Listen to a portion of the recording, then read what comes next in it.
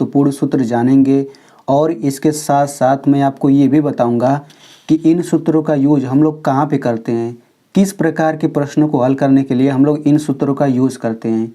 और इसके साथ साथ मैं ये भी बताऊंगा कि इसमें जो महत्वपूर्ण सूत्र है उनको याद करने का ट्रिक क्या होता है। अगर आप वो ट्रिक जान लेते हैं तो वो सूत्र आपको हमेशा के लिए याद हो जाएगा। ठीक है, तो चलिए वीडियो शुरू करते हैं। तो देखिए सबसे पहला सूत्र क्या है, दूरी सूत्र यानी कि डिस्टेंस फार्मूला। ये सूत्र क्या बोलता है, इसको ध्यान से समझिएगा। मान लीजिए कि एक बिंदु यहाँ पे दिया गया है, इसका निर्देशांक है x1 y1 और यहाँ पे दूसरा बिंदु है, इसका निर्देशांक है x2 y2। ये दोनों ही संख्या रहेगा, ठीक है ना, ये दोनों संख्या रहेगा, ये भी दोनों संख्या रहेगा। अब आपको क्या करना है, इन दोनों बिंदुओं के बीच की दूरी निकालना है। तो इसके लिए हम लोग ये वाला सूत्र यूज करते हैं। क्या सूत्र यूज करेंगे, x1 माइनस x2 का होल स्क्वायर, पूरा रूट लिखेंगे, उसके अंदर x1 माइनस x2 का whole square plus y1 minus y2 का होल स्क्वायर। तो देखिए दूरी सूत्र में हम लोग इस सूत्र का भी यूज कर सकते हैं, यानी कि मैंने इसमें x1 x1 पहले x2 बाद में, तो आप चाहें तो x2 को पहले कर दीजिए, x1 को बाद में, और यहाँ पे देखिए y1 पहले y2 बाद में, तो आप चाहें तो y2 को पहले और y1 को बाद में।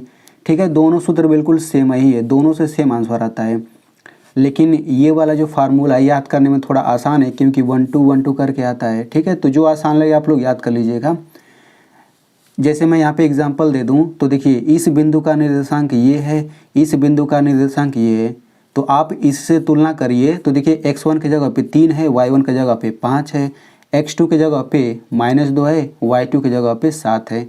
तो अगर हमें इनके बीच की दूरी निकालना है तो हम लोग यही सूत्र लगाएंगे और x1 की जगह पे 3 रख देंगे, यानी कि इस सूत्र में x1 जहाँ पे वहाँ 3 रख देंगे और y1 की जगह क्या रख देंगे, 5। यानी कि इसी तरह सभी का मान इसमें रख करके हल करेंगे तो जो आएगा वही आंसर हो जाएगा, वही इनके बीच की दूरी हो जाएगी। यहाँ पे दूसरा सूत्र देख लेते हैं, विभाजन सूत्र यानी कि सेक्शन फार्मूला इसको बोला जाता है। ये देख लेते हैं कि ये कैसे है। तो देखिए यहाँ पे एक बिंदु A है, इसका निर्देशांक है x1 y1। ठीक है, देखिए यहाँ पे जो मैंने लिखा है ये सब आपको क्वेश्चन में दिया रहेगा। जैसे मैंने यहाँ पे ये दोनों लिखा है ना, तो ये क्वेश्चन में आपको दिया रहेगा। यहाँ पे आप देख सकते हैं मैंने एग्जाम्पल बता दिया। तो यहाँ पे देखिए इस बिंदु का निर्देशांक क्या है, x1 y1 और एक दूसरा बिंदु है, इसका निर्देशांक है x2 y2। तो आपको सवाल क्या पूछेगा, आपको ऐसे ही दो बिंदु दे दिया जाएगा और आपको कहा जाएगा कि इनको मिलाने वाला जो रेखाखंड है, ये जो पूरा बड़ा सा रेखा है, इनके बीच में कहीं पर एक बिंदु P है और ये P बिंदु जो है पूरी रेखा को इस अनुपात में बांटता है, m1 संबंधी m2 के अनुपात में बांटता है या फिर काटता है या फिर विभाजित करता है, तीनों शब्द एक ही है। तो इस बिंदु का निर्देशांक ज्ञात करिए। तो इस बिंदु का निर्देशांक ज्ञात करने के लिए हम लोग ये सूत्र लगाते हैं।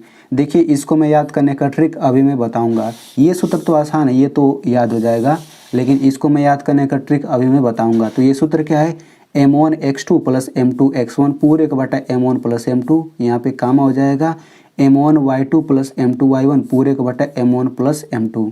अब यहाँ पे इतना बड़ा ये जो सूत्र है इसमें आप ध्यान से देखिएगा, हम लोग इसमें क्या निकाल रहे हैं, हम लोग ये जो बीच में बिंदु है इसी बिंदु का निर्देशांक निकाल रहे हैं। और आपको पता होना चाहिए कि निर्देशांक में, जैसे मान लीजिए देखिए इस बिंदु का निर्देशांक ये और निर्देशांक में दो संख्या होता है। देखिए ये पहला संख्या, ये दूसरा संख्या, बीच में कामा रहता है और इसको कोष्टक में लिखते हैं। तो यहाँ पे आप देख सकते हैं, यहाँ पे जब मानों को रख करके हल करेंगे तो यहाँ पे पहला संख्या आ जाएगा, यहाँ पे कामा है, यहाँ पे दूसरा संख्या आ जाएगा और ये कोष्टक में लिखा है। ठीक है, तो इस तरह से हम इस बिंदु का निर्देशांक निकाल सकते हैं। चलिए हम इसका एक एग्जाम्पल देख लेते हैं। तो यहाँ पे देखिए ये सवाल दिया गया है। सवाल क्या है, बिंदुओं -1, 7 और 4, -3 को मिलाने वाले रेखाखंड को 2:3 के अनुपात में विभाजित करने वाले बिंदु का निर्देशांक ज्ञात कीजिए।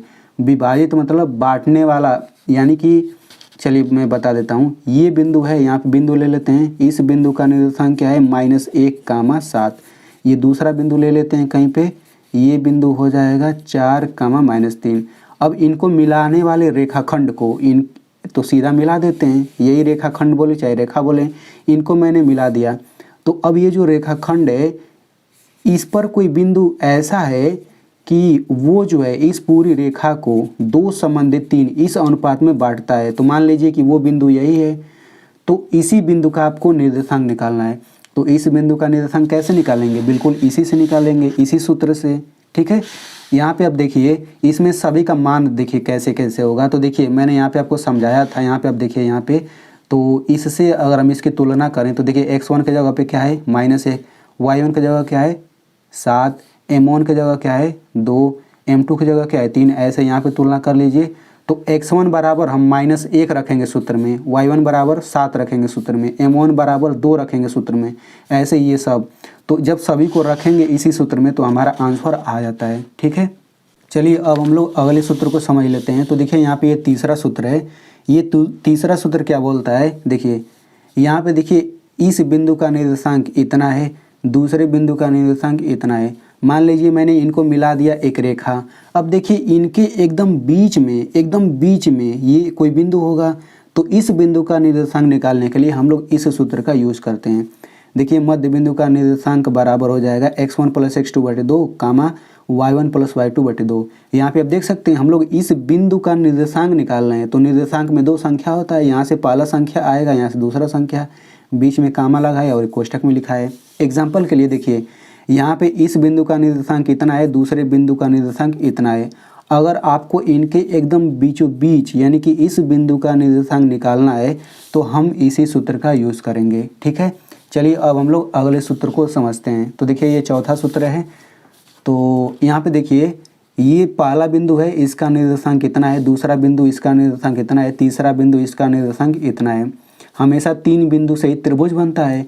तो अगर आपको इस त्रिभुज का क्षेत्रफल निकालना है तो कैसे निकालेंगे, किस सूत्र से निकालेंगे। तो देखिए ये सूत्र होता है, त्रिभुज का क्षेत्रफल बराबर 1/2 कोष्टक में x1 कोष्टक में y2 - y3 + x2 कोष्टक में y3 - y1 + x3 कोष्टक में y1 - y2।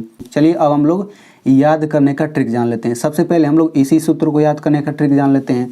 तो देखिए इसको याद करने के लिए आपको ये याद होना चाहिए, ये तो याद हो जाएगा सभी को, 1/2 x y - y फिर plus x y - y, same यही उतार दिया 3 बार, आप देख सकते हैं। अब इसमें आपको क्या याद रखना है तो आप इसको ध्यान से देखिएगा। आप ऐसे एक वृत्त बनाइए, ठीक है, और यहाँ पे लिखिए गिनती 1 और यहाँ पे हो जाएगा 2, यहाँ पे लिखिए 3। ठीक है, तो यहाँ पे आप देखिए ये घड़ी है, एक तरह से समझिए। तो घड़ी में सुई किस तरह चलता है, ऐसे चलता है। तो मैं इधर तीर लगा दे रहा हूँ। ठीक है, तीर का मतलब आपको ऐसे ही चलना है, घड़ी की सुई ऐसे ही तो चलती है, उल्टा नहीं चलना है, सीधा ऐसे। तो सबसे पहले हम 1 से शुरू करते हैं। ठीक है, तो जब हम 1 से शुरू करेंगे तो 1 2 3 हमें ऐसे ही चलना है। तो आप यहाँ पे लिखिए 1 2 3। अब देखिए 1 से मैंने चल लिया है, अब 2 से शुरू करेंगे तो देखिए 2 3 1। तो यहाँ लिखिए 2 3 1। अब मैंने 2 से चल लिया, अब हम लोग 3 से चलेंगे तो देखिए 3 1 2। तो यहाँ लिखिए 3 1 2। तो इस तरह से आप देख सकते हैं बिल्कुल वही सूत्र यहाँ पे बन गया है। अब हम लोग इस सूत्र को याद करने का ट्रिक समझ लेते हैं, इस सूत्र को। तो देखिए आपको इतना याद होना चाहिए, m1 + m2 पूरे का बटा m1 + m2 फिर कामा m1 + m2, मतलब दोनों सेम है। अब आपको क्या करना है, देखिए ये जो पहला बिंदु होता है यही तो x1 होता है, ये जो दूसरा बिंदु होता है यही तो y1 होता है। तो यहाँ पे आप x लिखेंगे, क्या लिखेंगे x2 और यहाँ पे लिखेंगे x1, x2 x1। यहाँ पे चूँकि y वाला है ये दूसरा तो ये हो जाएगा y2 y1। तो इस तरह से आपका ये भी सूत्र बन गया।